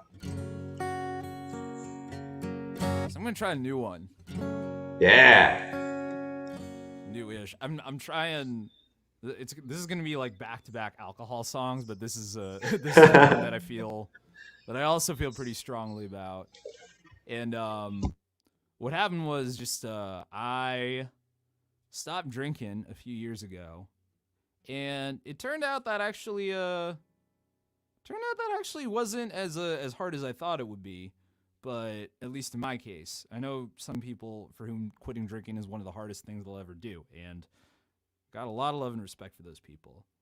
But I found that in my case, it wasn't quitting alcohol wasn't actually the hardest thing. What did feel hard was realizing, when I wanted to hang out with my friends, that just about everything we did, being, people in our 20s, usually revolved around alcohol. And it started, and I started to feel weird because I felt like, because, it's not that I didn't mind being around my friends when they drank. It's that everything involved going out for a drink, going to a brewery, going to a bar, going to just everything. And I started to feel a little, and if you go to one of those places and you don't drink, people are going to know pretty quickly, because about the only thing you can drink is water or maybe a soda if you're lucky. And so, I started, so I felt really, even though I felt really good about my choice to like not drink alcohol, and like what that was doing for my health, I felt really weird and out of place among, like my friends. I don't drink either, man, so I know how you feel. It's a weird feeling, and it's just like you just want to hang out with your friends, you just want to hang out with your people, and but you just don't feel right, even though you feel like you're doing something that that feels right for you. Well, yeah, especially like being a musician and not drinking. It's like Oh man, yeah. people want to buy you drinks and stuff, and you just have to politely decline. It's The music industry is built on booze, yeah. Oh, San Marcos is a good one. Oh my God. I got asked Steve once when I asked for a lemonade. A lemonade is an amazing drink. That bar. I love lemonade. It's great. They do not have their priorities straight, man. I am sorry about that. That is real messed up. But I felt this way for a few years and just feeling really strange about like, man, how am I gonna hang out with my friends now? And I sat with those feelings for a long time, and finally, maybe about a month ago, this song came out of me, and I just realized it's like, you know what, maybe I am just a really boring person. Maybe I am a grandpa. Maybe I just need to embrace the fact that, if drinking's how you have your fun in your 20s, well, I guess I am no fun. So this song's called "Guess I'm Just No Fun."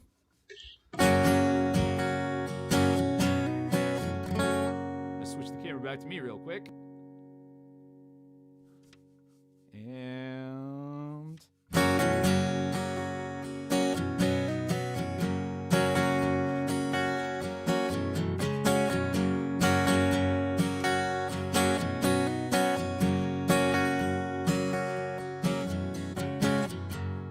I quit drinking 3 years ago, and it was plain to see therapy did more for me than booze and smokes and weed.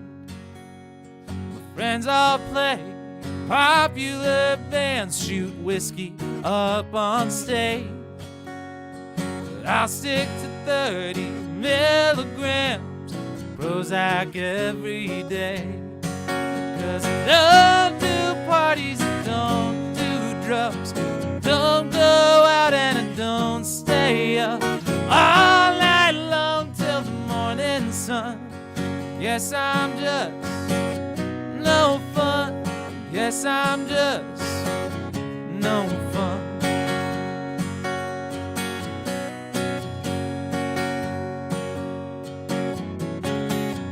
Now before you go accusing me of making you feel small, I promise you that's not the point. I'm trying to make it all. Don't want your sympathy, just want to sing a different song. Raising hell ain't the only way find where you belong. 'Cause I don't do parties, I don't do drugs, don't go out and I don't stay up all night long till the morning sun. Guess I'm just no fun. Guess I'm just no fun.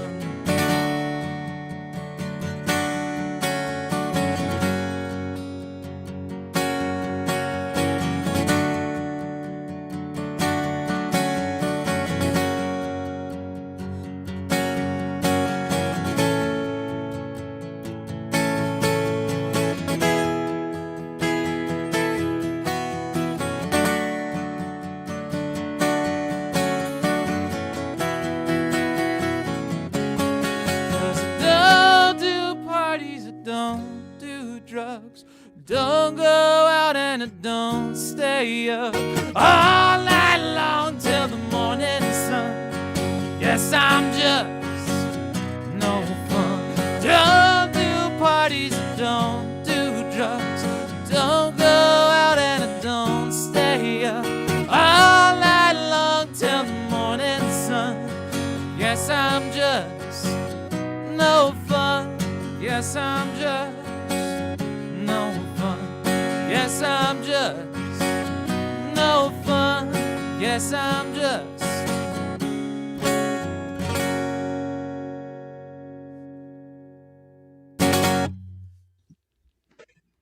That's a catchy one, man. You know? I feel like that one's just as classic sounding as The Gang's All Gone. Thanks, man. That's like, that's a... You know, there's plenty of there's plenty of drinking songs in the world. There's plenty. We got the parting glass. We got you got your red Solo cup. You know, you got Devil Makes Three. What was it, like, Old Number 7? Yeah, Old Number 7. Yeah. Yeah, it's just like, hey, maybe, let's give the sober people an anthem. We need the people we need one too. Yeah, we need one too. We need a song for the people who get kicked out of a bar because they order a lemonade. That's look at you just said it. He said, "Hold on a sec. Why are you singing a song about me?" Pulling that up, I love it, man. I mean, I'm glad the song's relatable. I hope you're not feeling too personally attacked because right. It's like, yeah. Oh, Dan's got some solid advice for the non-drinking musicians. When I used to play the 3-hour cover shows, I would spend most of the second and third sets just drinking tonic water with lime. Good way to sing your voice too. Yeah, that sounds good. Yeah, because I would find that, like, when I did still drink and I would try to have a beer like during my set, but sometimes it'd work out. Sometimes not so well. Right, yeah, definitely. No, yeah. I can't even really, like, I don't know, I can't really smoke before a set either because I can't focus. Oh, yeah. That's a hard one. I saw earlier, so Jeff said, has Kyle done the song about fossils yet? So I kind of have a song about fossils. It's kind of funny. I think we need to hear this. So we're going to do that one, yeah. And so I've been asked a lot, like, when am I going to write a song about fossils and stuff? And I'm like, well, that would be stupid. So yeah. that's usually... For those of y'all who don't know, Kyle, in addition to being an amazing musician, is also a really amazing fossil hunter. He's got a channel called Wild Kyle over on YouTube. Y'all should definitely go check that out. Yeah, check it out. Give me a little subscribe. Watch some. Yeah. It's fun. You get to watch me, a bearded, hairy, grown man, freak out over cool rocks. That's kind of fun, right? Yeah. Getting excited about things is awesome. Yeah, it's good. We're done playing it cool. Yeah, exactly. It's great. But yeah, so like I said, people would always ask when I'm going to write a song about it, and I like I said, I tell them, I'm like, oh, that just sounds dumb. Like, even someone who loves fossils as much as he's like, writing a song about fossils just sounds stupid. But I found a way to do it where it's not so direct, and it's just kind of like it's more of a like a metaphorical kind of representation of the kind of things that you learn through fossil hunting. So I actually have dreams to write a book, and I'm kind of working on it now. And I want to write about the way that, like, hunting for fossils and just all the, like, gems and minerals and all that stuff that I enjoy has changed my life for the better. And the things it's taught me, such as, like, patience and perseverance and humility and all kinds of things. So I wrote this song about how how fossil hunting kind of has done that, and this song's about all that stuff. It's called "The Dark Side of a Mountain," and it goes like this.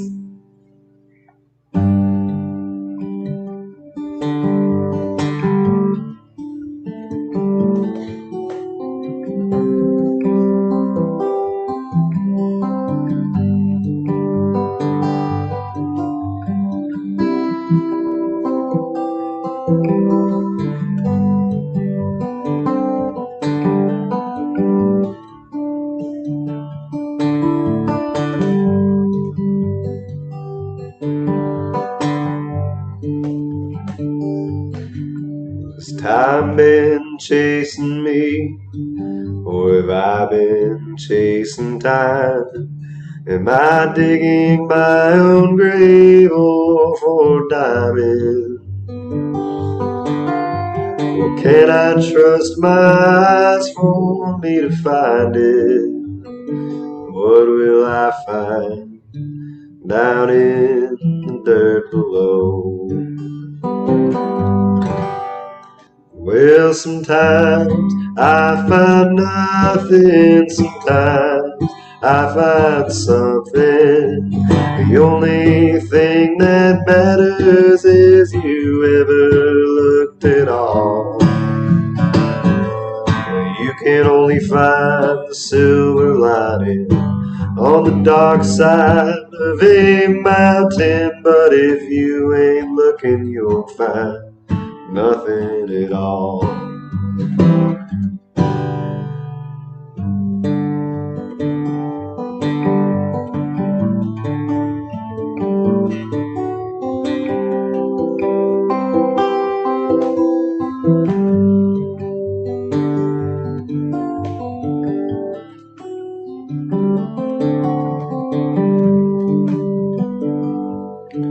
Well, lately I've been living with my head down in the dirt, but I can't quit just because my bones hurt. Sometimes you gotta break to know your worth. Oh, I've been searching most of my life. And sometimes I find nothing, sometimes I find something. The only thing that matters is you ever looked at all. You can only find the silver lining on the dark side of a mountain, but if you ain't looking, you'll find nothing at all. Well, sometimes I find nothing, sometimes I find something. The only thing that matters is you ever looked at all. Well, you can only find the silver lining on the dark side of a mountain, but if you ain't looking, you'll find nothing at all. Well, if you ain't looking, you'll find nothing at all. Hey, it is. Dan Russell said fossils are amazing. Yes. Yo, Dan, if you're interested in fossils and you want to see somebody geek out big time over it, go check out Kyle's channel, Wild Kyle, because like seriously, this man does amazing stuff. Thank you, man. It's Hip like, pratique from Lynn. hey, my man Mark's here. Good to see you, man.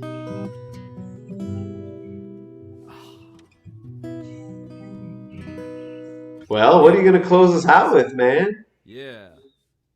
Wild Kyle. It's Wild Kyle, Dan. Yeah, Wild Kyle. Wild Kyle, WILD, wild, wild, wild. This man has a wild good time hunting for fossils in the wild. Man, I gotta say, like, I really love that song because it's just, I think it's it's a real like I think what you fossil hunting, it's like a great way to learn a little bit about history. Yeah, And definitely. I think more importantly, like I love seeing how excited you get about it. I think Yeah, it's a really beautiful thing, and it's really nice. I think like we should all be so lucky to have something that we're like as ridiculously excited about as you get about fossil hunting. You know? for sure. No, yeah, absolutely. It keeps you. I feel like it keeps you young a little bit. Yep, definitely It's does. important not It to definitely lose the does. childlike excitement for things, you Absolutely, know. something that like really just I feel like it's so important to be able to just get like at any stage in your life to just have something that just completely just knocks you senseless with wonder. Yeah. Look at Dan. Dan said ancient horse remains because he must have looked because my most recent video is ancient horse remains, so that means he searched for it. And San Marcos says Kyle's next song will be a revision of A Horse with No Name. Oh my Ancient Horse god, Remains! that's a Ancient good Horse idea. Remains, the song. Make it happen. Yeah, that's great. Oh my gosh. Yeah, Dan. This isn't just your average like finding a shark's tooth stuff, man. Kyle goes deep. He goes deep. That's right. But in the meantime, this is the last song. Thank you so much for coming to our show. Thanks so much for hitting the PayPal link. If you haven't already, please do that because that's how Kyle and I get to eat in the middle of a pandemic. We like food, you know. Yeah, it helps. I hear it's good. I hear it's good and important and tasty. But thank you all so much for tuning in. Thank you so much to Kyle for doing this show, broadcasting all the way from Gainesville, Florida. Man, it's really, I love your songs. I appreciate you being a part of this so much. Yeah, man. It's the feelings are mutual, dude. Yeah, I love your work, and I can't wait until we're all vaxxed up and we can do some shows together, man. yes, absolutely. It's gonna be And to all great. of you on the audience, if you're not hip to Kyle's music, if you don't know him, go change that. Go follow him on Instagram. Go stream his music off of all the places because this guy's got it. This guy has got it. Yeah, and anybody who's here, like old Jeff and Wesley, y'all go. You know what to do. You go give Pratik a follow. Oh, thanks, man. Give him a like. Download his song. If I Were a Dog. Yes, that's my latest single. I'm real proud of it. Put my socials up there. But in the meantime, this is the song that I'm gonna close us all out with. Thank you again. I'm just gonna keep saying that because it really does mean a lot that y'all tuned in. And this is a song to close us out. I'm gonna close this with a song about seasonal depression. Nice. Yeah, because I live in Massachusetts, so we get real hot, humid summers and then real cold, chilly winters. And yeah, it's a roller coaster every year. And man, so during the winter when when there's less sunlight and it's harder to go outside, I want to stay wrapped in the blankets and never come out of my room. And after being like that for a good portion of my life, I finally decided to write a song about it. So this song is called Springtime.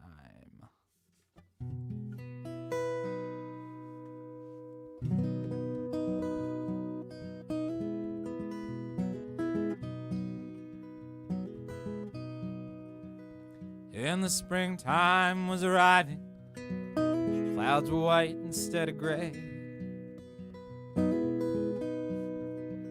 Snow ran down into the gutters, and the crocuses woke up to start the day. And I couldn't help but smile, even as my eyes were growing wet. Turned my face to the horizon, try to slow the beating in my chest. So give me blue skies in a bottle, give me sunshine in a pill.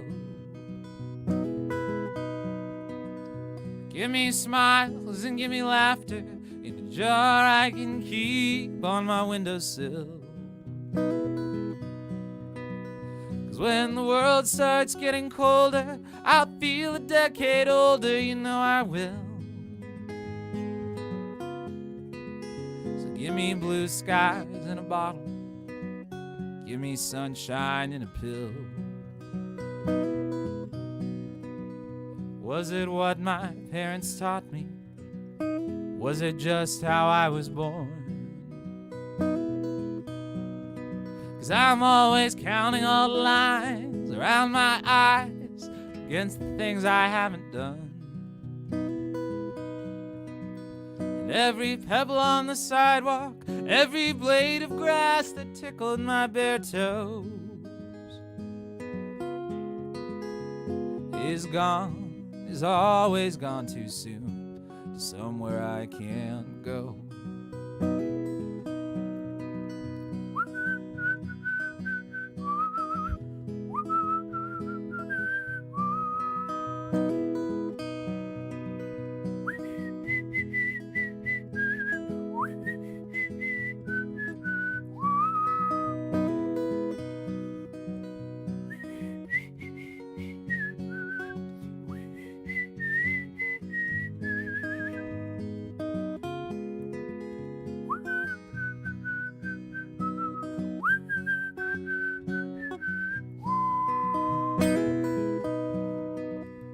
Give me blue skies in a bottle.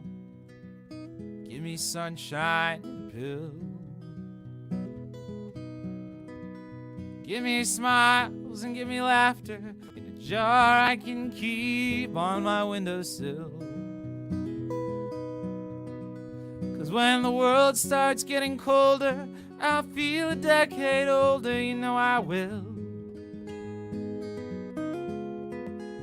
Give me blue skies in a bottle. Give me sunshine in a pill. All right, so this is the part of the show where I usually ask everybody to sing along with the chorus, because I like torturing people. I think in another life or another time I became an elementary school music teacher. But in this timeline, I'm just a singer-songwriter with a guitar, and I'm going to make y'all sing along because I like doing that. And I promise this is an easy chorus to sing along to, and you don't have to feel self-conscious because you can just sing along in your home. You can type along in the chat. But, you know, it's the last song. Winter is on its way out. Pretty soon we'll, I know for some people it's still pretty warm, but pretty soon it's going to get even warmer. So sing along to this one, won't you? So give me blue skies in a bottle. Give me sunshine in a pill. Give me smiles and give me laughter in a jar I can keep on my windowsill. 'Cause when the world starts getting colder, I'll feel a decade older, you know I will. Give me blue skies in a bottle. Give me sunshine in a pill. One more time, 'cause I like being mean. So give me blue skies in a bottle. Give me sunshine in a pill. Give me smiles and give me laughter in a jar I can keep on my windowsill. Y'all better be singing along. 'Cause when the world starts getting colder, I'll feel a decade older, you know I will. So give me blue skies in a bottle. Give me sunshine in a pill. Give me blue skies in a bottle. Give me sunshine in a pill.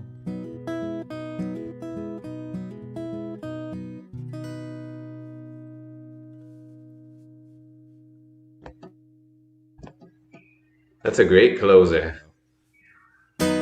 A great closer. I appreciate that. I also we got a first here. San Marcos is I think he's the first person to ever sing along to this song in Spanish. What? I am so happy about this, and I'm so happy that y'all tuned in. I'm so happy that Kyle did this show.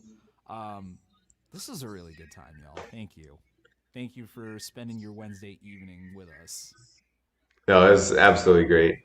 Yeah. Hey, Pratik, look at your camera because I'm going to get a picture of us for social media. Yes. Yeah.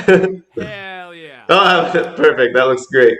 Yes. Oh, you Excellent. can't see it that well, but Excellent. It's okay. Send it to me, man. Yes. I will. Man. So with all that said, that's our show for tonight. Y'all go if you haven't heard Kyle's music before, go check him out on all the streaming platforms, Spotify, Apple Music, and such. Go follow him on Instagram. Gonna throw up his handle again real quick so y'all can see that. Because this dude is the real deal. He's one of my favorite musicians. And as to this, if you dig this format, this is a monthly series that I'm doing with a bunch of different special guests every month. So next month, I'm getting a singer-songwriter named Amanda Adams, who's also really amazing, who I'm really excited for y'all to hear. And if you want to see that, make sure you subscribe to my YouTube channel. And yeah, I think that's enough plugging. I'm just really happy that y'all are here. I'm really happy that Kyle's here, and y'all take care, okay? Say, man, this was just as much fun as last time, dude. I very much Yes, it enjoyed. was. Yes, it was. We got to do this. We got to do this in real life when this pandemic's over. Yes, absolutely. Peace, y'all.